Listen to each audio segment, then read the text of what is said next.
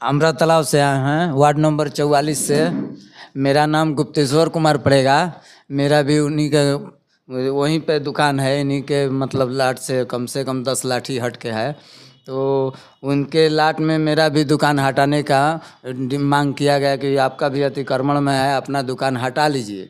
तो मेरा कहना है सर कि मैं अकेला आदमी हूँ, मेरा 2 लड़का छोटा छोटा है, एक मेरी वाइफ है जो थोड़ा मंदबुद्धि की है, उसको लेकर मैं जीविकापार्जन अपना जैसे तैसे। हटाने गया था वहाँ पर? हटाने कोई नहीं गया, अभी अतिक्रमण का नोटिस आया है तो इसमें हटने वाला है। तो इसमें 10 ही 15 दुकान को चिन्हित करके हटाने की मांग की गई है। इसीलिए मैं यहाँ आया हूँ कि सर जब अतिक्रमण का नियम है तो इस सारी को हटाना चाहिए। सब हाथ में डंडा लिए हुए दिव्यांग हैं क्या? दोनों पैर से सर विकलांग हैं। मेरा फ्री इलाज विशाखापट्टनम आंध्र प्रदेश में मेरे घर से निकाल दिया गया था। मैंने कोई खाने पीने का साधन नहीं था, जैसे तैसे मांग कर गुजारा कर रहे थे।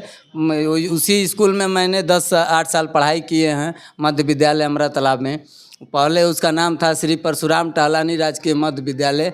मेरे को आज जब से होश संभाला हूँ तब से वहीं से जीविकापार्जन अपना कर रहा हूँ। तो यहाँ जब रह के अपना 2 रोटी अच्छा से चल रहा है मेरा, वहाँ से दुकान मेरा हट जाएगा तो मेरी रोजी रोटी में समस्या आ जाएगी। तो मैं यही कहना चाह रहा हूँ कि अगर हटाना है तो ठीक है सर हटाइए, लेकिन कम से कम हमको रोजी रोटी का साधन दीजिए, नहीं तो पूरी अतिक्रमण हटाइए। उस हिसाब से सब कोई जैसे अपना साधन करेगा हम भी करेंगे, होगा तो मिलेगा तो करेंगे, नहीं तो फिर आपके पास गुहार लगाएंगे। अच्छा, नोटिस तो नगर निगम के स्तर से भेजा गया है ना, तो क्या लग रहा है ये अतिक्रमण हटाने का कार्य नगर निगम के माध्यम से हो रहा है या कोई किसी खास व्यक्ति के द्वारा इस तरह का टारगेट किया जा रहा है? देखिए इसके बारे में तो हमको पूरा डिटेल जानकारी नहीं है, लेकिन इतना कन्फर्म है, हमको बताया गया है कि आपका दुकान हटने वाला है, हटा लीजिए। कौन बताया है? नोटिस के माध्यम से पता चला है? नोटिस के माध्यम से सरोज गुप्ता जो हैं वार्ड कमिश्नर का लड़का, उनसे भी कल रात में मैंने शाम में थोड़ा सा एक लाइन में मैंने पूछा था कि भैया दुकान यहाँ से हटे, सुना था नहीं कि सही बात हुआ, तो कह रहे थे कि हाँ आज न तो कल हटना ही है, सब अपना हटा लो। मैंने कि तब सर कोई कोनो साधन का उपाय, तब वो सब का बारे में हम नहीं जानते हैं। सरोज मुखिया 9 बजे रात के आए थे ना, गाड़ी से वो सब बोले ना कि भैया अपना हटा लो दुकान, तो पुलिस के द्वारा तुम लोग तोड़ फाड़ करके गुंडागर्दी सब हटवा देंगे। कौन सरोज मुखिया कौन? या जी वही वार्ड वाला वार्ड जो है वार्ड, हाँ मुखिया हैं वो, सरोज वार्ड है वो 9 बजे। आप भी आए हैं उसी समस्या? बस सेम एकदम वही अमरा तालाब से आए हैं, वार्ड नंबर 44 से। इन्हीं के बगल में शर्मा जी के बगल में मेरा दुकान है और आपके साथ भी इसी तरह का हो रहा है? बस वही सेम है, वही वजह है सब लोग उसी समस्या से पीड़ित हैं? जी सर। जितने लोग आए हुए हैं अपनी बातों को इनके द्वारा बताने का कार्य किया गया। हमारे साथ डब्लू जी हैं। चूँकि समस्याएं जब जटिल होने लगती हैं, समस्याएं लोगों को परेशान करने लगती हैं, तो लोग इनके पास आकर ये बताने का कार्य करते हैं कि इस तरह की समस्याएं हैं, जिसके बाद इनके द्वारा कुछ इस तरह का एक्शन लिया जाता है, जिस एक्शन के बाद समस्याओं का शायद समाधान होता है। अच्छा, ये लोग जिस तरह से आए हुए हैं, क्या लग रहा है आपके ये तमाम जो हैं नगर निगम क्षेत्र के रहने वाले हैं, हो सकता है कि आपको मतदान भी किए हों, लेकिन जिस तरह से व्यथा सुना रहे हैं उससे आपको क्या लग रहा है? देखिए, अंधेर गर्दी है, नगर आयुक्त की अंधेर गर्दी है वार्ड 44 के वार्ड पार्षद के जो पुत्र हैं। आप इसमें देखिए, कैमरे से हम कहेंगे फोकस करिए, ये स्थल कहाँ का है? अमरा तालाब मध्य विद्यालय के बगल में स्थल शौचालय के लिए चयनित हुआ है। इनका दुकान उस स्थल से बहुत दूर है। एक मिनट, इस विद्यालय के पास किसी तरह का कोई अतिक्रमण नहीं है, यहाँ ये नहीं बनवा रहे हैं। इसके पीछे रीज़न ये है कि अगर हम यहाँ बनवाएंगे तो किसी को हड़का नहीं पाएंगे, क्योंकि यहाँ जगह बिल्कुल फ्रेश है। इनके पास पहुँच रहे हैं, उनके पास पहुँच रहे हैं, इस तरह के लोगों के पास पहुँच रहे हैं और लोगों को धमकाना शुरू कर रहे हैं कि आप इतना अमाउंट दीजिए तो आप बच जाइएगा, नहीं तो आपका तोड़वा देंगे। हो भी रहा है ऐसे ही, मतलब चुने लोगों के साथ इस तरह का व्यवहार किया जा रहा है, पहली चीज़। दूसरी चीज़, क्या अमरा तालाब में एक सिंगल ये जितने लोग आए हैं सिर्फ इन्हीं के द्वारा अतिक्रमण किया गया है और लोगों के द्वारा अतिक्रमण नहीं किया गया है? जब कार्य किया जा रहा है तो सबके साथ बराबर होना चाहिए, निष्पक्ष होना चाहिए। सिर्फ एक्शन 2-4 लोगों पे होगा, पूरा सासाराम, बौलिया, धर्मशाला, गोला, आप रख लीजिए, पूरा सासाराम नगर निगम ही अतिक्रमण के चपेट में है। आप यहाँ कार्य नहीं कर रहे हैं। दूसरी बात, दुर्गेश जी हैं, दुर्गेश जी कह रहे थे कि हमारा नाला कबाड़ दिया गया, ठीक। यही नगर आयुक्त इनसे कह रहे हैं कि हम नाला कबरवा दे रहे हैं क्योंकि आपने अतिक्रमण किया है। दूसरी तरफ इनसे कह रहे हैं कि पुलिया बनवा लीजिए लोहा का आने जाने के लिए, तब अतिक्रमण नहीं होगा, तब अतिक्रमण नहीं होगा जब लोहा का पुलिया बनेगा। तो कहीं ना कहीं किसी न किसी के प्रभाव में आकर के इस तरीके से कार्य हो रहा है, जो काफ़ी निंदनीय है। ये अच्छा बात नहीं है। अच्छा, नगर निगम में करीब 48 वार्ड हैं। 48 वार्ड में रहने वाले लोगों के साथ इस तरह की समस्या नहीं आ रही है, केवल 44 वार्ड में इस तरह की समस्या क्यों दिखाई पड़ रही है? आखिर 44 वार्ड में ऐसा है क्या? क्या नगर आयुक्त के द्वारा विशेष तौर पर प्रमोट किया जा रहा है? वहाँ पर जो भी लोग हैं जिनका नाम आ रहा है उनको प्रमोट किया जा रहा है, उनकी बातों को सुना जा रहा है। आखिर इस तरह का कार्य क्यों किया जा रहा है? देखिए, है क्या कि ये गरीब लोग हैं, जानते हैं कि इनको अगर डराएंगे तो ये बहुत जल्दी डर जाएंगे। शायद पैसे की मांग करे तो पैसे दे भी दे और किसी माध्यम से आयुक्त महोदय तक पहुँचे पैसा, और पहुँचता भी है इन तक पैसा, क्योंकि कार्य इसी तरीके से किया जा रहा है। आपको जब करना ही है, अगर आपकी नीयत साफ है और सच में आप सासाराम के लिए करना चाहते हैं, तो पूरा सासाराम अतिक्रमण की चपेट में है। आप वहाँ से शुरू करिए। बताइए, इनके घर के पीछे 10 लोगों का और घर है, पुलिया कबाड़ दिया गया। वहाँ कुछ घरों में ऐसे ऐसे बुजुर्ग महिला और पुरुष हैं जिनकी उम्र 70 साल से अधिक है।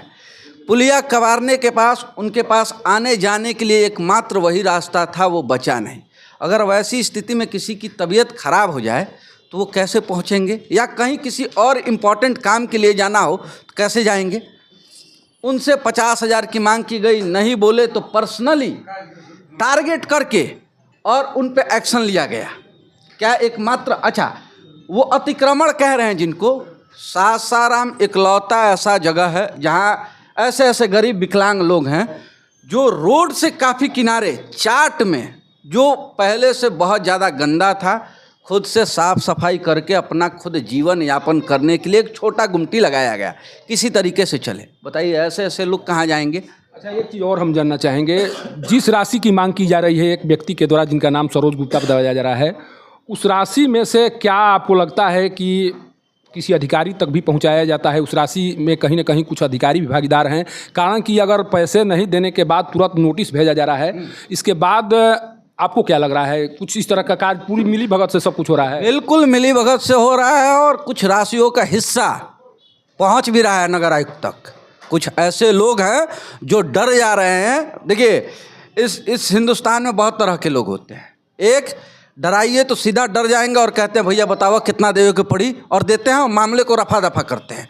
और एक वो लोग होते हैं जो गरीब तबके के लोग, जो असमर्थ होते हैं, उनके पास सिवाय कि भैया हम आगे सहारा किससे ले, किसी वरीय पदाधिकारी के पास जाए, सहारा ले, शायद हम बच जाए। एक वैसे लोग हैं। तो जो वैसे लोग हैं पहले वाले, जो दे देते हैं, तो उनकी राशि मिल भी रही है, बंदरबाट हो रहा है, वहाँ भी मिल रहा है, आगे भी मिल रहा है, पहुँच रहा है पैसा, बिल्कुल पहुँच रहा है। देखिए, जिस तरह की बातें सभी लोगों के द्वारा बताई जा रही है, अंतिम बात जो मेयर हैं उन्हीं से जानने की कोशिश करेंगे हम कि अब क्या होगा। चूँकि जिस तरह से शिकायत मिल रही हैं, आप इस नगर निगम की मेयर हैं, क्योंकि जब समस्याओं का समाधान नहीं होता है तो लोग आपके पास आते हैं, आपसे उम्मीद को लेकर आते हैं।